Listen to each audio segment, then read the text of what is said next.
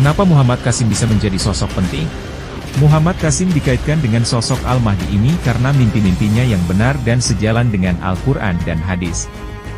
Sudah ada mimpi-mimpinya yang terbukti benar di dunia nyata, dan insya Allah mimpi lainnya pun akan terwujud. Mimpi yang terwujud sudah dijelaskan pada video sebelumnya. Muhammad Qasim tidak pernah mengklaim bahwa dirinya sebagai Imam Mahdi, orang-orang yang mengaitkan dirinya dengan Imam Mahdi.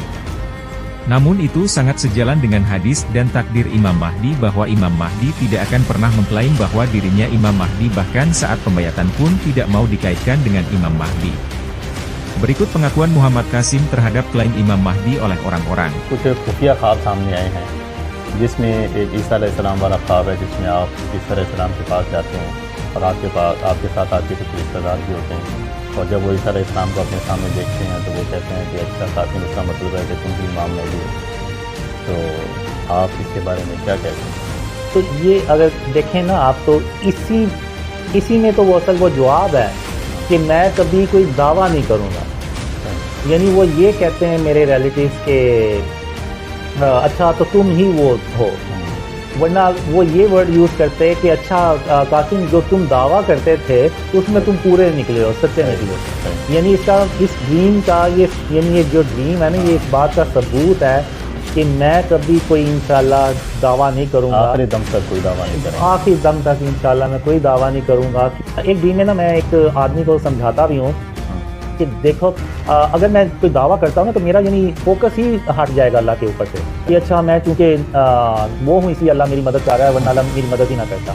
क्योंकि मैं वो हूँ इसलिए मैंने तो कामयाब होना ही है। तो यानी ये चीज़ जो है ना अल्लाह के तवक्कुल से आपको हटा देती है। तो उस हाल में मैं उसको कहता हूँ कि दो मिसालें देता हूँ कि एक सूरह तबाह में है कि एक कौम थी जिसको अल्लाह ने 2 बागात दिए थे, पर वो हर तरह से खुशहाल थे, उनमें कोई बुराई नहीं थी, कोई ऐब नहीं था, यानी उनमें कोई बुराई नहीं थी जो अल्लाह ने कुरान में वर्ड यूज़ किए हैं। और लेकिन रफ्ता रफ्ता उन्होंने आहिस्ता आहिस्ता ये कहना शुरू कर दिया कि जो बागात हैं हम मेहनत करते हैं तो ये फल लाते हैं, अगर हम मेहनत ना करें तो उनके फल ही ना लगे। तो अल्लाह ने क्या किया, उन फलों को ना मुर्दा कर दिया। यानी ऐसे फल जो लकड़ी की तरह के थे जिनको वो ना खा सकते थे ना बेच सकते थे। तो अल्लाह उनके जवाब में कहता है कि अब भी तो तुम उतनी ही मेहनत करते हो जितनी तुम पहले करते थे, तो अब इन फलों को तुम खा क्यों नहीं सकते। Bagaimana Muhammad Qasim bisa menjadi sosok penting? Berawal dari Muhammad Qasim menjadi dikenal karena menyebarkan mimpi-mimpinya. Penyebaran mimpi itu bukanlah kehendak dari Muhammad Qasim bin Abdul Karim, tapi Allah Subhanahu wa Ta'ala menyuruhnya untuk menyebarkan mimpinya. Saat Muhammad Qasim merasa tidak ada yang percaya terhadap mimpinya dan ada yang menghujat dengan penghinaan dan sebagainya, beliau sempat ingin menghentikan pekerjaan ini, menyebarkan mimpi. Namun Nabi Muhammad datang dalam mimpi agar Muhammad Qasim jangan berputus asa pada rahmat Allah Subhanahu wa Ta'ala.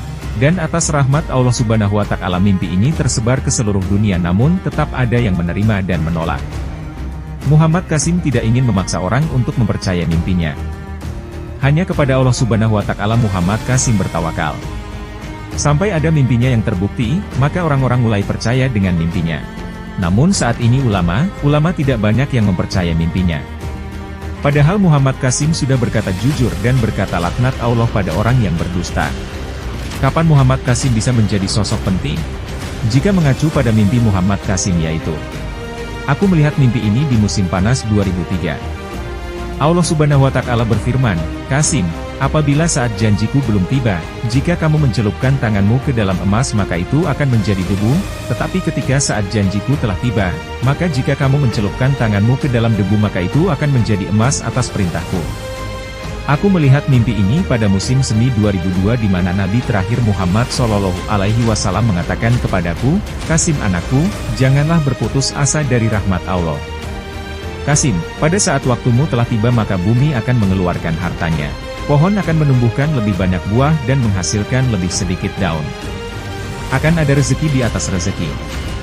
Tak seorang pun akan tetap miskin, dan akan ada kedamaian di mana-mana. Hukum dan keadilan akan tegak dan tak seorang pun pernah melihat saat seperti itu sebelumnya.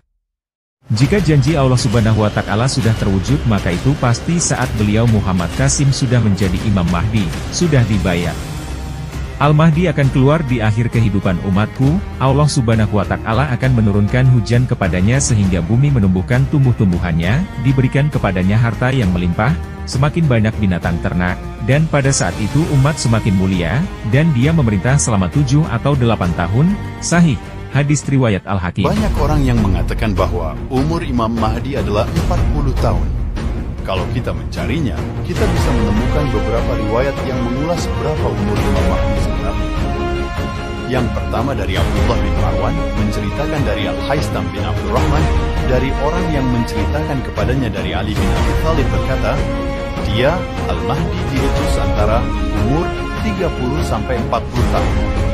Lalu, yang kedua dari Al-Walid menceritakan dari Sa'id dari Qatadah, dari Abdullah bin Al-Harits berkata, Al-Mahdi akan keluar, diutus pada umur 40-an.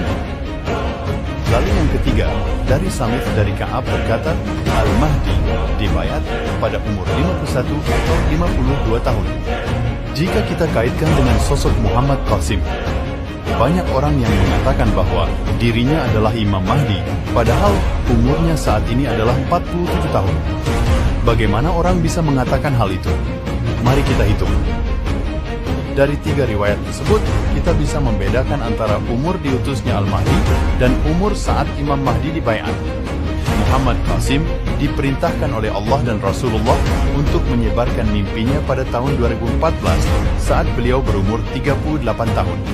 Sedangkan dalam riwayat mengatakan umur Al-Mahdi saat ia diutus adalah 30-40 tahun.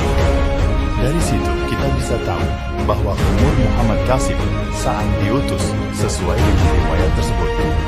Lalu, bagaimana dengan riwayat yang lain yang mengatakan bahwa Imam Mahdi akan dibayat pada usia 51-52 tahun?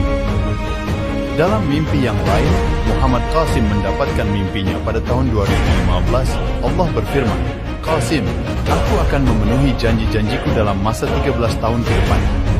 Jika kita tambahkan tahun 2015 dengan 13 tahun janji Allah, maka usia Muhammad Qasim saat itu adalah 52 tahun. Dari situ, kita bisa menemukan bahwa umur Muhammad Qasim sesuai dengan riwayat tersebut. Dan dari situ juga, kita bisa mengetahui kapan janji Allah akan ditepati.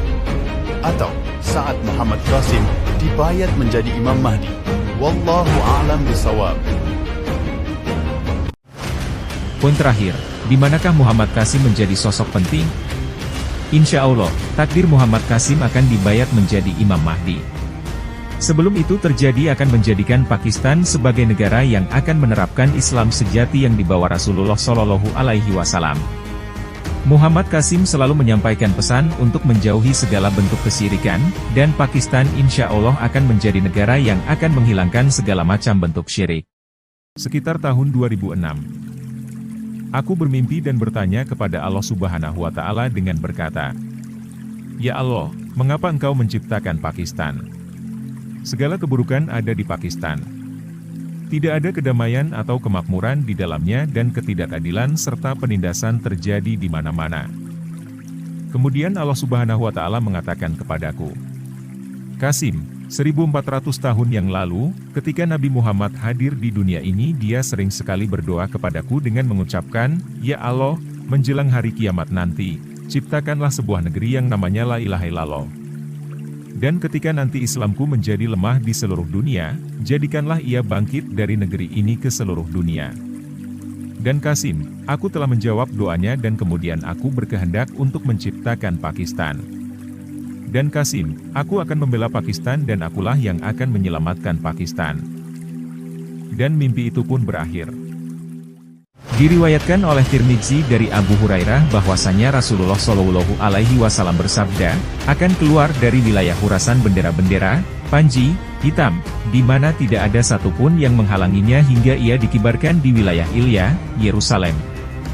Letak geografis Khurasan sangat strategis dan banyak diincar para penguasa dari zaman ke zaman. Pada awalnya, Khurasan Raya merupakan wilayah sangat luas membentang meliputi kota Nishapur dan Tus, Iran, Herat, Balkh, Kabul dan Ghazni, Afghanistan, Merv dan Sanjan, Turkmenistan, Samarkand dan Bukhara, Uzbekistan, Hujan dan Panjaken, Tajikistan, Balochistan, Pakistan, Afghanistan, Iran. Pengetahuan ke depan adalah milik Allah Subhanahu wa Ta'ala. Dengan kuasa dan izin dari Allah Subhanahu wa Ta'ala, Muhammad Qasim akan menjadikan negara Pakistan